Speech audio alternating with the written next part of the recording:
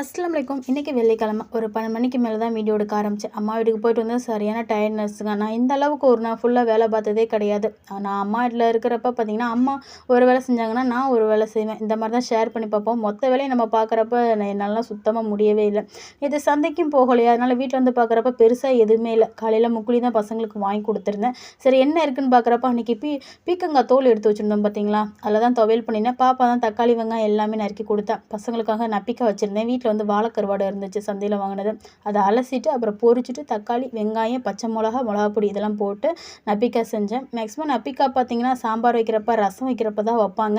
நான் வந்து இன்றைக்கி சும்மா துவையிலும் நப்பிக்காயுமே வச்சு சாப்பிட்டுட்டோம். பாப்பா வந்து மதியத்துக்கு வந்து எனக்கு அரபி எழுதி கொடுங்கன்னு சொன்னாங்க. எனக்கு சுத்தமாக அரபி வராது, படிக்க தெரியும், பட் வந்து எழுதெல்லாம் வரவே வராதுங்க. ஈவினிங் ஸ்நாக்ஸுக்கு வந்து கருந்திராட்சை வாங்கியிருந்தேன். அப்புறம் பப்பாளி பழமும் நறுக்கி சாப்பிட்ருந்தோம். பாப்பா வந்து மதரசா போயிட்டா, நான் அஸ்கருக்கு உடம்பு லைட்டாக சரியில்லை, அதனால் அவன் வீட்டில் தாங்க இருக்கான்.